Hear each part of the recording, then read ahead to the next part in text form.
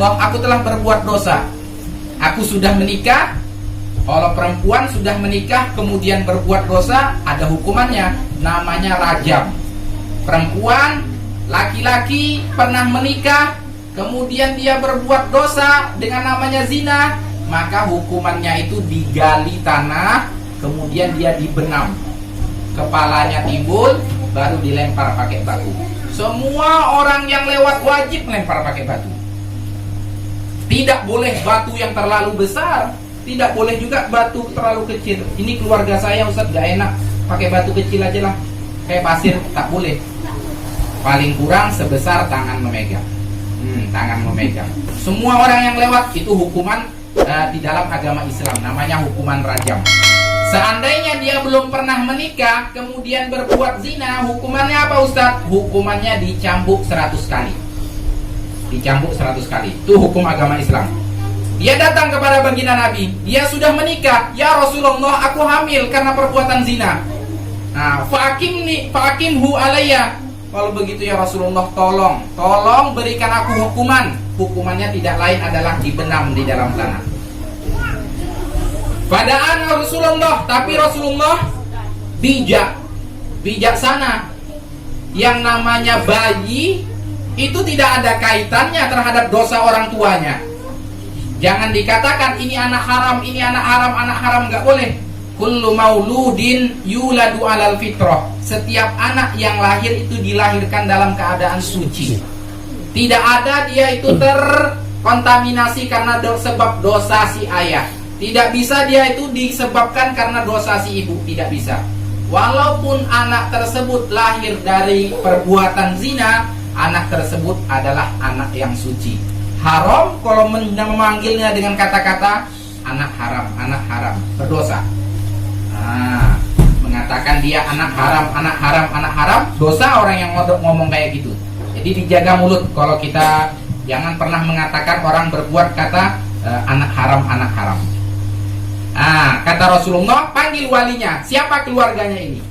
Dipanggil keluarganya. Setelah dipanggil keluarganya, tolong kau jaga dia. Jangan sampai ketahuan orang, jaga dia, jaga hatinya, nanti keluarganya nanti mencaci dia.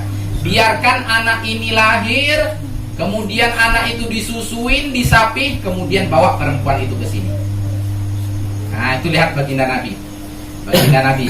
Kemudian diambil sama walinya, dijaga sama dia sampai anak itu melahirkan. Setelah anak itu melahirkan, disusuin anaknya dan bisa dipisah, disapih. Nah, dipisah dari ibunya sudah bisa, barulah dibawa perempuan tersebut kepada baginda Nabi. Dibawa kepada baginda Nabi, dirajam, dihukum, digali tanah, dimasukkan dia, dilempar pakai batu sampai dia meninggal. Meninggalnya 3 hari ya 3 hari sampai dia meninggal. Dirajam itu hukuman rajam karena dia sudah pernah menikah. Dilempar pakai batu, meninggal dunia. Selesai meninggal dunia, Nabi Muhammad mensolatinya. Setelah Nabi Muhammad mensolatinya, ada yang bingung. Sayyidina Umar, ya Rasulullah, perempuan ini engkau mensolatinya wahai Rasulullah, kan dia sudah berbuat dosa. Kata baginda Nabi, wahai Umar, seandainya taubatnya perempuan ini dibagikan kepada 70 orang yang berbuat dosa, orang yang munafik berbuat dosa di kota Madinah, pasti cukup untuk menerima taubat-taubat mereka. Nah, inilah menandakan apa? Hukuman syariat Islam menghapus segala kesalahan yang sesuai dengan itu. Nah, yang namanya zina akan terhapus dosanya dengan itu. Di hadis yang lain ada namanya Azib, namanya Ma'iz bin Malik menghadap kepada baginda Nabi. Sama seorang laki-laki, Ma'iz bin Malik menghadap kepada baginda Nabi. Ya Rasulullah, aku ini berbuat dosa, berbuat zina. Sana pergi. Datang lagi laki-laki, ya Rasulullah, aku ini berbuat dosa, tolong sucikan aku. Ya pergilah sana. Ya Rasulullah, dia datang, dia sungguh-sungguh.